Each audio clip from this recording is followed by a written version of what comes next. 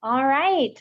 Hi, everyone, and thanks for joining us. My name is Rafia Hasan. I'm Chief Investment Officer at Wipfli Financial.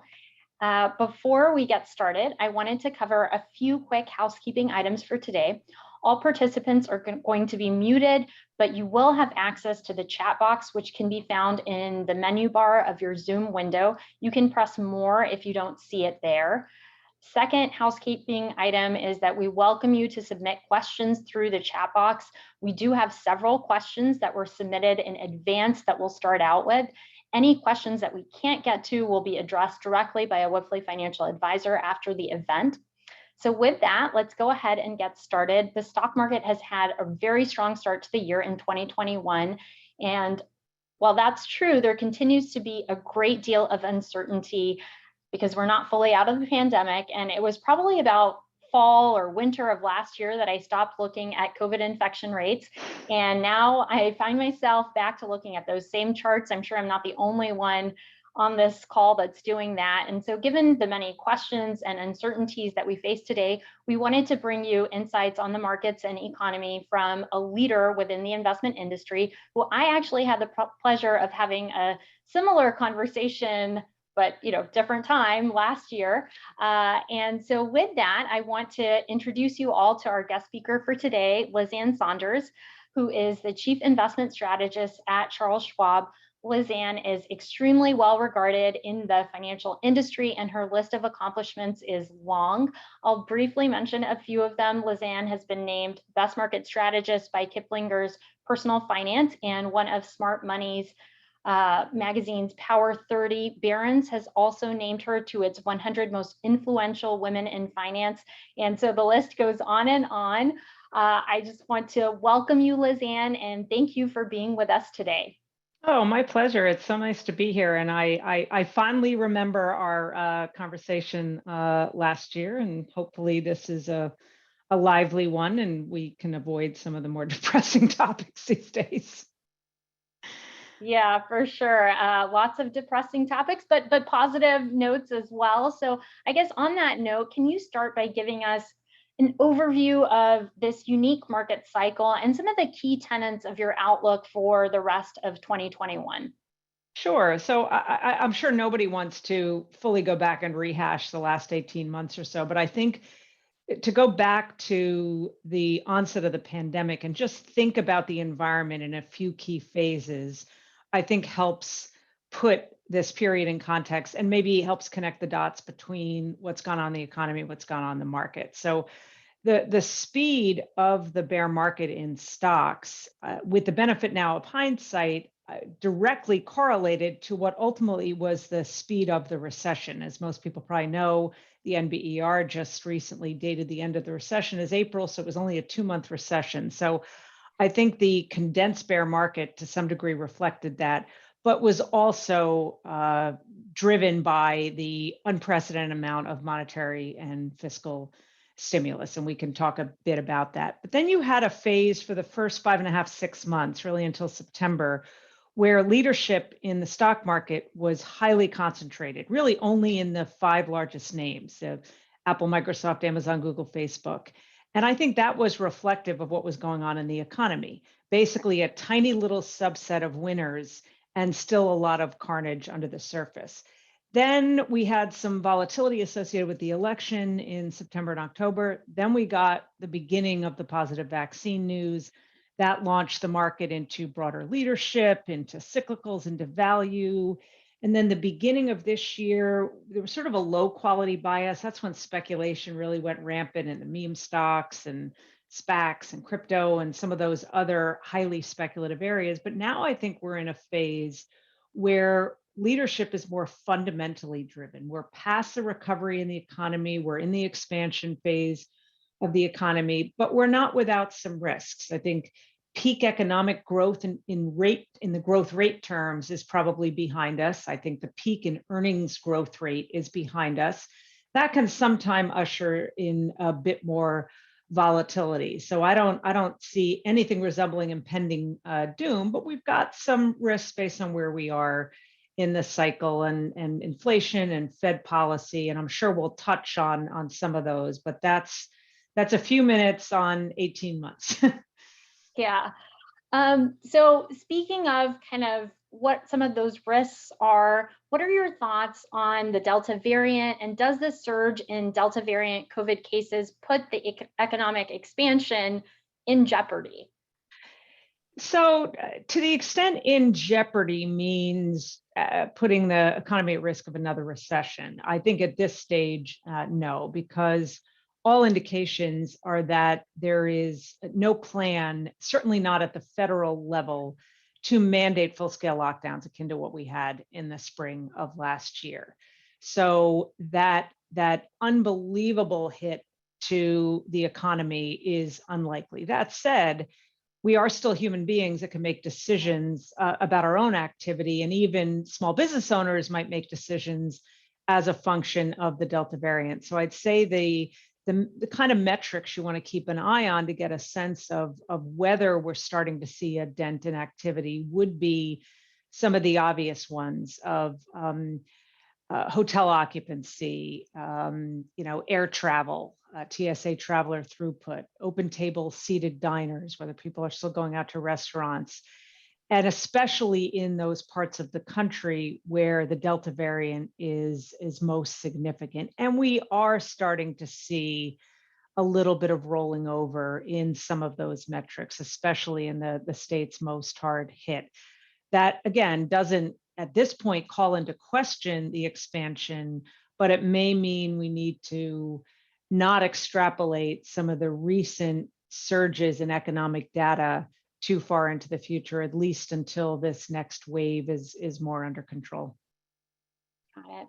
I want to go back to one of the topics that you kind of touched on in your brief overview, and it's one of the hottest topics by far this year. I think you posted something on your Twitter about the number of Google searches about this. So I know what you're going to say. You know what I'm going to say? Inflation. Let me guess. Yes, you guessed it absolutely right.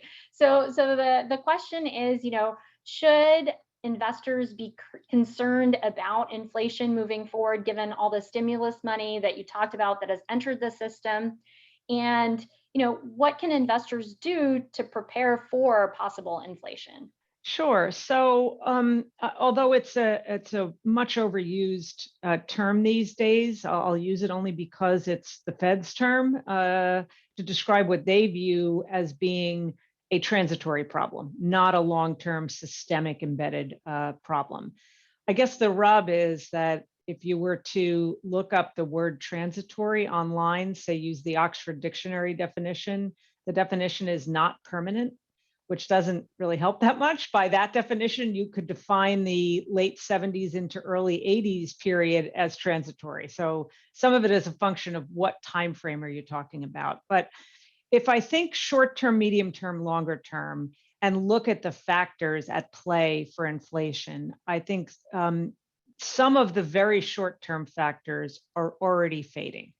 And that was reflected even in this week's CPI report, less so in the PPI report. But one of those short-term factors is just simple math. It's the so-called base effects, the fact that for 3 months last year, you went into contraction mode for prices of many goods and services. So in the last 3 months, you've had those easier comparisons such that the percentage change is elevated. That's largely behind us. Then you have the short to medium term issue of supply chain disruption, supply demand imbalances, and you almost have to go good by good or service by service to get a sense of how much longer it's going to take to free up some of those kind of kinks in the system.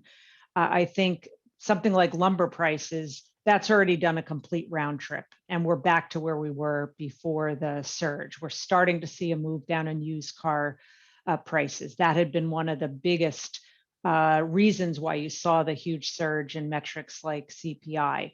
But then you've got the semiconductor shortage, which has filtered into lots of different areas. Kind of solving that supply chain disruption problem is going to be more of a medium term thing than a longer term thing. I think demographics are a mixed bag, but some of the more secular long-term forces that have kept inflation down in the past 20 years or so haven't disappeared. So we do have some downward pressure. I think the real factor, two real factors that are key to keep an eye on in, say, the next couple of quarters. One would be the wage growth. And you have to look at lots of measures of wage growth. Average hourly earnings is a tough measure because it's an average. So it was biased way high last spring. Wage growth wasn't strong last spring, but the low age end of the spectrum was where all the job losses were. So when you take a bunch of lower numbers out of an average, the average goes up. The opposite has been happening in the more recent period of time. So you have to look at broader median measures of wage growth, and we're not seeing anything significant yet, but that's certainly something to keep an eye on, because that's what led to the sort of spiral environment in the late 1970s. But the really important difference between now and the 70s that I think is the game changer and means inflation is not headed toward that type of environment is productivity. Productivity was horrific in the 70s leading into that wage price spiral.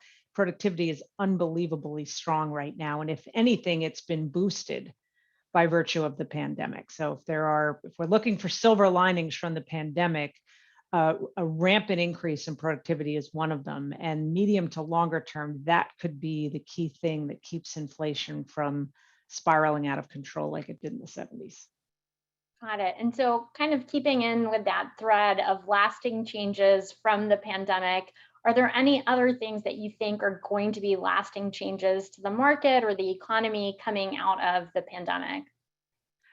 So we may be sort of involved in one of them right now as we're doing this in a virtual setting through a digital platform. And I think that that's supportive of not everyone working from home for the rest of their working lives, but I think an increasing acceptance and willingness to have a bit of a hybrid approach and understanding the flexibility that that provides and the access to labor and talent retention. So it's yet to be seen what this sort of hybrid looks like, and it's going to vary dramatically from industry to industry, company to company, even parts of the country. But I think that's been a bit of a game changer. Business being conducted in a digital way, whether it's Right. through across the education platform, the financial services platform, healthcare, the lack of efficiency in the healthcare world, but now forced efficiency with regard to televisits and having records be on digital platforms, that genie is out of the bottle and not going back in. And I do think that what we're heading into is, and this is not a short term, this is not next quarter, 2 quarters from now, this is a longer term sort of next cycle. I think the US economy may have more of an investment driven bias, less of a discretionary consumption driven bias. So I think that that's another silver lining is an investment driven economy.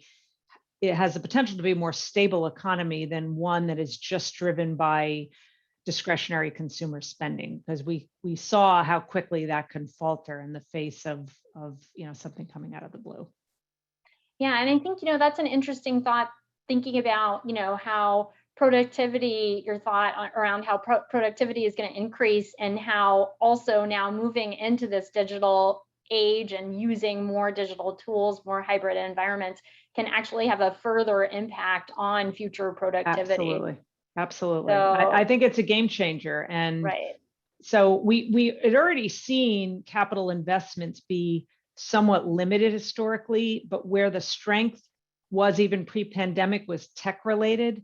Now I think that's going to continue, and companies realize that investments in technology and digital and efficiency are more important than ever before. And then you'll tack onto it, whether it's infrastructure investments, continued investments in healthcare, rethinking education.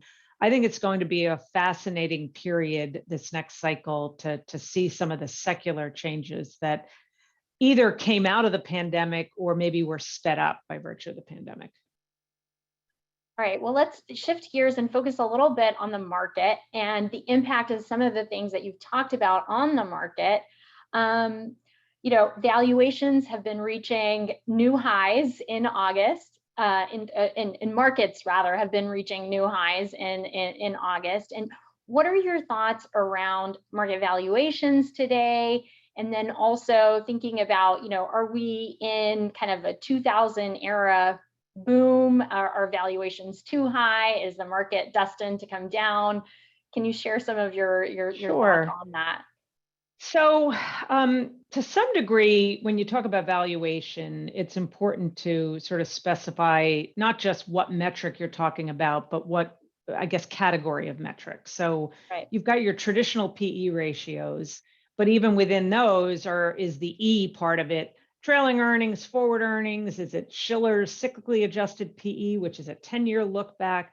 Then you can look at more sort of value-based valuation metrics like price to book, price to sales, or you can look at valuation metrics that sort of look at value in the market through a lens of interest rates and or inflation. So equity risk premiums, the real earnings yield, et cetera. So I don't really joke, it's sort of true. No matter what the environment is, if you're at an extreme in the market, one direction or another, and you found the biggest bull in a room and the biggest bear in a room about the stock market, I could at pretty much any time hand both of them a valuation indicator that they could use to perfectly support their bullish or bearish view. Right. Because based on where interest rates are, metrics like equity risk premiums still suggest the stock market is really cheap.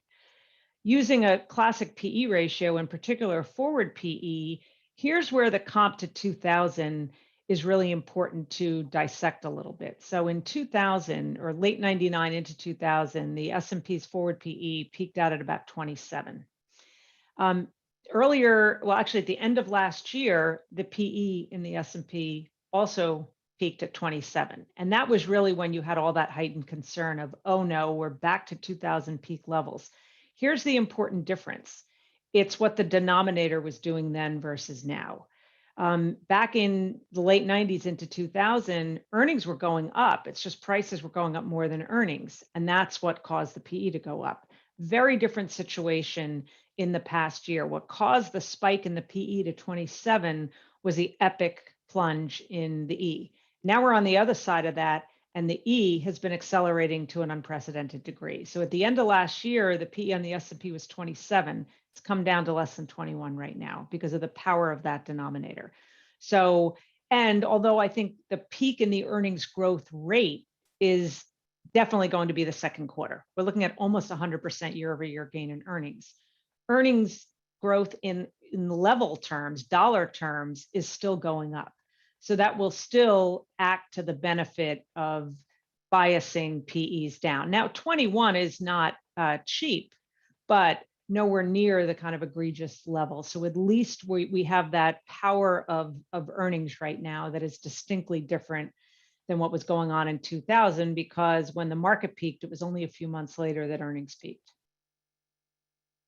Yeah, and then I think one of the other interesting things to note is sometimes when we're talking about valuations, we're talking sometimes about the largest, growthiest stocks within the market. But if you're looking at valuations for other segments of the market, they may not be as high relative to past comparisons. And so That's right. that's another topic, I think, or area that, when people see headline numbers, they're not looking at, okay, well, how does this break out by various different segments and asset classes within the broader stock market? Another important, not so much caveat, but thing to remember about valuations, especially if you're at an extreme in one direction or another, they are a useless market timing indicator, truly useless. I've looked at every valuation metric that we've already touched on, as well as a bunch of others, and tracked subsequent 1 year performance for the market, and there's no correlation.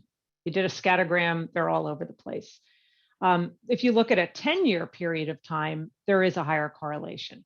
If your starting point is really high valuations, the subsequent 10-year returns is lower and vice versa. 1 year, it doesn't tell you anything at all. So I would say never look at, say, a PE ratio on the market and say, oh, it's high, I should get out of the market. It doesn't tell you anything about what the market's going to do in the next year. And the other thing that I think needs to be considered is that we think of valuation as this fundamental thing, because just about every metric has quantifiable components.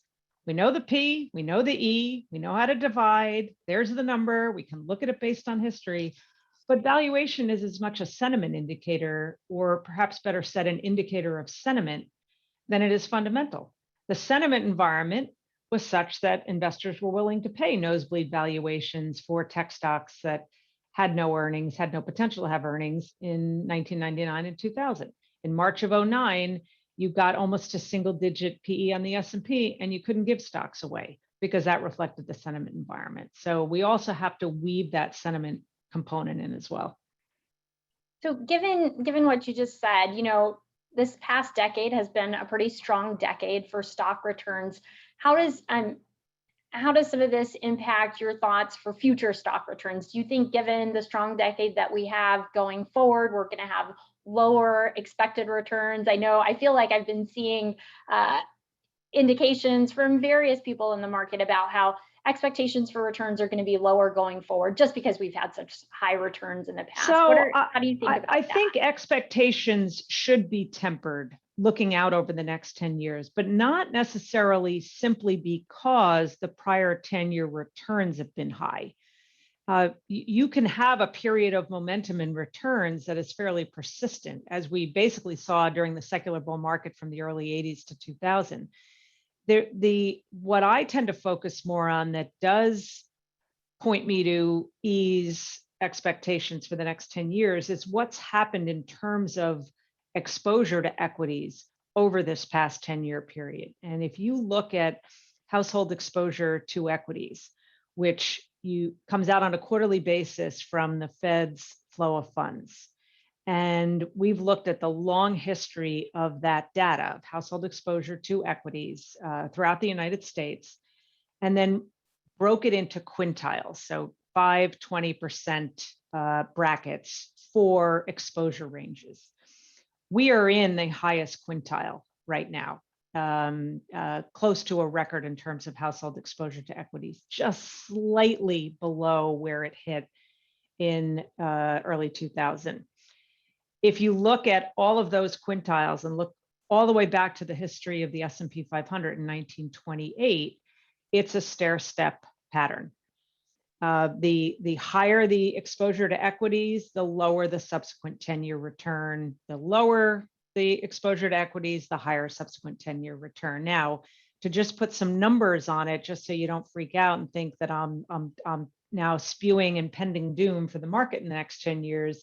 And this is past performance or past history is no guarantee of what's going to happen, but just for historical context, the zone in which we're in now, that highest quintile, the annualized return for the S&P has been low single digits. So still positive, but it is a message to curb your enthusiasm if you think that we're just going to perpetually repeat the kind of gains we've had in the past 10 years. Okay, let's switch gears a little bit and, talk about legislation and potential legislation. We got some news earlier this week about the Senate passing the $1 trillion infrastructure bill. And, we've got a ways to go in terms of that actually becoming law, but can you talk about your outlook with regard to the infrastructure bill that's just passed in the Senate? Yeah, so I mean, it passed the Senate. It hasn't passed the House. We're definitely going to get a little bit more of a look at how the sausage is made in Washington as the House focuses on whether to pass it. Is it being tied to the larger $3.5 trillion bill, and where the progressives sit on the spectrum versus the moderates sit on the spectrum? So that piece of it, we're still really in the early phases. In terms of what just passed the Senate, it is traditional infrastructure. A big weight of it is transportation, but there's broadband in there. And there was bipartisan support for that. There should have been bipartisan support for that because we desperately need that in this country. Now, you can't really use the $1 trillion number and say, well, that's going to kind of replace the fact that fiscal stimulus in the COVID era is now largely behind us, the direct payments, the enhanced unemployment insurance, because the nature of a bill like this, infrastructure, is spread out over many years. So we do still have that potential for fiscal stimulus to be significantly less, even if infrastructure passes both the House and the Senate. Who knows what's going to happen with the bigger 3.5 trillion. What I have found interesting about this entire process is not so much the Republican side being against tax increases. That's always the Republican side, but that the loudest voices against some of the biggest tax increase pieces have actually been on the left, not on the right, on the more moderate, obviously, end of the spectrum. So the thinking at this point from our colleague, my colleague, Mike Townsend, our man in Washington, is that ultimately this is going to look a lot different, probably be a lot less and be less egregious on the tax front. He also doesn't think that there's any chance that any tax increases will be retroactive, that the tax piece of this, when all is said and done, whatever it is more of a 2022 story, not a 2021 story. But that piece of this combined bill is literally still just a white paper with bullet points. There's nothing written in legislative language. And I think we talked about this when we did the prep call the other day. It drives me crazy when I see headlines like was the case right after inauguration. You know, Biden will be raising the capital gains tax to 43%. And I think, how does a copywriter get that through? That's not how legislation works. A president just doesn't say, all right, I'm gonna, that's, so we have to separate the headlines and the partisanship and the bickering and all that from actually how legislation goes through the process. And we have a long way to go on that bigger piece. Got it. And you touched on a little bit, the topic of deficit and government debt. Can you talk about the impact of unprecedented stimulus on both the monetary and fiscal fronts, as well as the short and longer term implications of the massive budget deficit and government debt? Yeah, so I'll start with the deficit, which, by the way, and on this subject, I'm an equal opportunity critic because I've heard both sides of the aisle, politicians on both sides of the aisle, conflate the terms deficit and debt. So when we talk about the deficit, we're talking about the budget deficit. That's the annual mismatch of what's going in and coming out. And that is in double digit, kind of 12% of GDP right now. The good news is that what we've seen recently is that that's been coming down and probably will continue to come down, because here again, we're talking about the denominator. You're dividing the deficit into GDP, and GDP went from a contraction of 30% a year ago now to in expansion territory. So at least we have the denominator helping improve that percentage. Debt, in the case of federal government debt, that's the cumulative effect of running deficits. And debt is on a path to be more than 100% of GDP this year. But there's a lot of misperceptions around what that means. One is that this is an inflation accident and a higher interest rate accident waiting to happen, that high debt levels triggers one or both of those. Actually, it's never happened in history. A high and rising debt level actually historically has been accompanied by weaker economic growth, which in turn has meant lower inflation, lower interest rates. And that's not just 80 years of data in the United States, that's other developing countries as well. Part of the issue is that when you have this high and rising burden of debt, it acts as a wet blanket on growth, especially when debt growth is faster than economic growth. And that's part of the reason why the last expansion that ended in February of 2020, thanks to the pandemic, it was the longest in history. And that's great. That's a fact. That's something to cheer. It was also the weakest by far in US economic history. And I think one of the reasons for that is this burden of debt. Now, for now, the cost of servicing our debt is really easy. That is nothing to worry about because interest rates are so low. The rub, of course, is if the interest rate trajectory is steeper than what is sort of built into expectations, then it starts to chip away at the ability for the government to spend on more productive things. Right.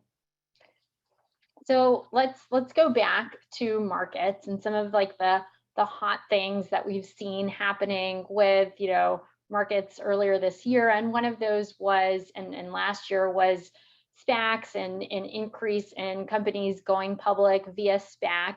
what are your thoughts around, the outlook for SPACs and how have they performed recently, or since they've become a bigger opportunity set for investment in the market? Now, bigger relative, I mean, the market is huge, and Right. number of SPAC deals, even as they're increasing, is small relative Right. to how many IPOs are happening in the market. So there was a period in earlier part of the year where I think SPACs were seen as this sort of monolithic thing, and they were generally moving in the same direction. It was where there was a lot of that speculative froth, and the rationale on by a lot of companies for going the SPAC route versus the traditional IPO route. There's myriad reasons, but a couple of them are it can be a condensed process in time terms, and there are less restrictions on kind of promissory statements. So they can talk a bit more to the potential investors about what they anticipate the business to be, where a traditional IPO, the disclosure requirements are such that you really can only talk about past history. There are other issues. But then when we saw the sort of speculative froth in SPACs come to a crescendo, you then broadly had just a massive drawdown, 30, 40, 50%, depending on what kind of index you're looking at. And one of the things that was uncovered through that drawdown process was that not all SPACs are created equal. Either the underlying company that's part of the merger or the operator of the blank check company. And I think the good news is, as the investing world learns more about what is a SPAC, what's its nature of it, there's more discerning research that is happening. Who's the operator? What's their success rate? What are the targets? Are we seeing a quality dilution in those targets? So the good news from my perspective is that kind of research is being done right now. So I think it maybe makes it less easy for investors. When it was this monolithic thing and they were all going up, it was, throw a dart and it didn't matter. But the good news is I think there's more of a fundamental connection now in terms of both the acquiring blank check company and the acquisition target. Okay, so while we're on the topic of some speculative things, one of the other, and it depends, people have different opinions on it when it comes to what's a speculative investment, but cryptocurrency is something that has been very volatile this year, and there are people on different sides of the spectrum in terms of people who think of it as an asset class and an investable asset class versus others who don't see the economic rationale for investing in cryptocurrency. What are your thoughts as it relates to cryptocurrency as an investment?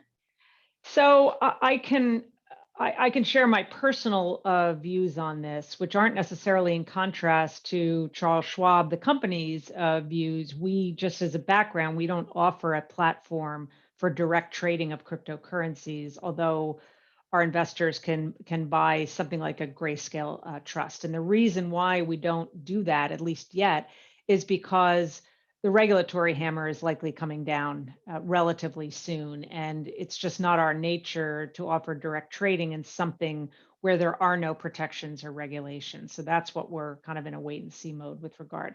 So now on to my kind of personal views. I'll admit I'm on the more skeptical end of the spectrum, but maybe not all the way to this is complete and utter nonsense and a bubble unlike anything we've seen before. But I'm slightly more toward that end of the spectrum than the fanboys who think that this is, life's biggest game changer. The reason why I'm a skeptic, and I've had an opportunity to sit down with and meet with and be on the phone with experts in this industry. And to be perfectly frank, I have yet to get what I feel is a compelling answer to the question I always ask, which is, what problem does this solve for?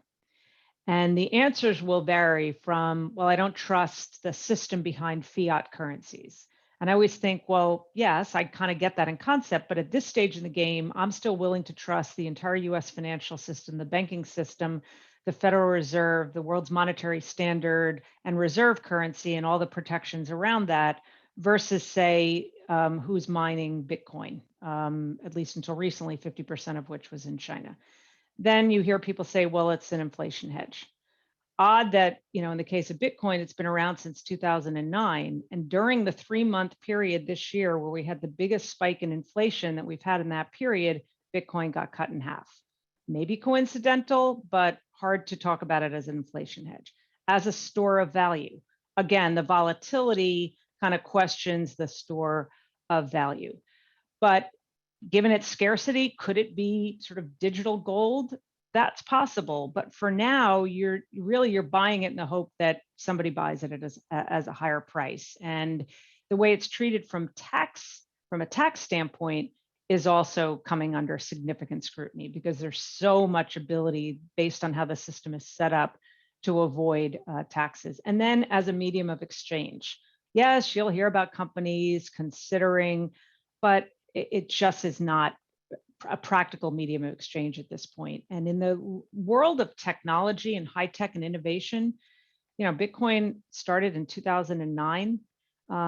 It's still not a medium of exchange. I think Venmo started in 2013, and I do a lot more with Venmo than I do with Bitcoin in terms of my day-to-day life. So call me a bit of a skeptic. The last thing I'd say that is the thing that doesn't get enough attention is concentration. And I think a concentration problem and a leverage problem is a thread that's gone through a lot of what some of the biggest news stories have been this year. The implosion of Melvin Capital because of their huge short position in GameStop. The implosion of Archegos family office because of their outsized positions on the long side in companies like CBS Viacom. A lot of people don't realize that 2% of Bitcoin holders own more than 90% of all the value. That's a concentration issue. And I just think that concentration thread is one that we need to have at least in the back of our minds as a risk factor. Definitely. And one of the things that I think is most interesting that people don't also realize is how the US government is actually one of the largest holders of Bitcoin, which is, I didn't realize that until I saw that stat. So very, very interesting stuff there. And something, I guess it's a question that remains to be seen how all of that plays out. So you touched on the topic of GameStop. I'm going to poke that bear a little bit more and ask you about meme stocks and retail investor interest in the market. You spoke earlier about how you're seeing stock ownership in equity ownership and quintiles of the market that we of the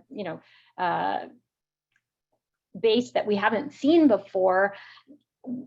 How do you think about retail interest in the stock market? Is it positive? Is it a negative? What are your thoughts there? So I think in general and in long-term terms, it's a positive. And at least at Schwab, we were seeing a much more significant uptick in new brokerage accounts being opened up by younger investors, even pre-pandemic. And that's good news, because I think for a while there, I think the industry was writing off younger folks as never wanting to be investors and get involved in the market. And to some degree, an initial trigger, of course, was zero commissions. I seem to recall that Schwab may have had a little something to do with the move to 0% commissions. And obviously, through technology, access to information, the ease with which we can trade on that information. Then fast forward to the pandemic and all the unique drivers there of everybody from home, always with our digital devices, lack of anything else to do, no sports betting. But I think we've kind of gone on multiple paths, though. There are the not so newly anymore, but what I was calling newly minted day traders that are just trading on a short-term basis, things like the meme stocks. They're following, Wall Street bets on Reddit platforms and using social media. They're short-term gamblers, for lack of a better word. That should be distinctly separated from longer term investors. And the hope, of course, is that ultimately our industry, we provide a bridge to bring some of these short-term trading, gambling-oriented speculators into being successful long-term investors. But we can't generalize as to what that cohort. Yes, they're the meme fans, but that's just short-term speculating. That's very different than longer-term investing, and it may not dissipate anytime soon. But unfortunately, I think a lot of that speculative froth, as has happened for centuries and centuries, ends up kind of biting the cohort a bit when the inevitable reversion to the mean happens. So just kind of understand what you're buying and selling and trading in, whether it's fundamentally driven or speculation driven. Yeah. I mean, I couldn't agree more with that sentiment. So I think we have time for just one last question, and I'm going to go big picture with this one. There are many longer term economic narratives being debated, including the possibility of a roaring 20s scenario of booming growth or 1970s style stagflation. Where do you fall on that spectrum of future outlook? Yeah, I find the debate sometimes is really binary. It's roaring 20s or stagflation, hyperinflation. And I think, boy, there's a lot of air in between those two views. And I really view those as tails in either direction, not the most likely outcome. And the reason why I'm hesitant to put myself in the roaring 20s category. Number one, be careful what you wish for, because the roaring 20s was followed by the Great Depression. But we also didn't have the Federal Reserve as we know it now. So a scenario that starts to unfold of absolutely booming growth and overheating growth probably brings with it a lot more inflation, and in turn, a Fed that steps up to the plate more aggressively, more quickly to try to choke off some of those excesses. So there are stop gaps that would exist in that scenario that I think itself probably prevents that scenario from happening. I already talked about why we don't think at this point we're facing a stagflation kind of environment. Demographics, the power of unions, productivity in particular, all of those reasons suggest that's not what we're looking at. So that puts you somewhere in the middle. And from an investor's perspective, actually, what you want to sort of wish for is a pseudo Goldilocks environment where you have steady growth that is not excessive so that inflation can sort of ease, but you maintain that growth without the need for the Fed to step in and have to significantly tighten policy. So maybe that's not so much my outlook, but certainly my desire if somebody put me in charge and I could divine what the path would look like. So I've been calling it a boom settle is the environment that I think we're most likely in, not a boom bust nor a boom boom. All right. Well, I think that's about it in terms of time that we had for questions. I want to thank all the participants today for joining us, and a very special thank you to Liz Ann for her amazing insights. We hope that everyone found the conversation today helpful and encourage you to reach out to your local Wipfli financial advisor with any additional questions or assistance that you need to navigate through your financial journey. Thank you, everyone. Thanks, everybody.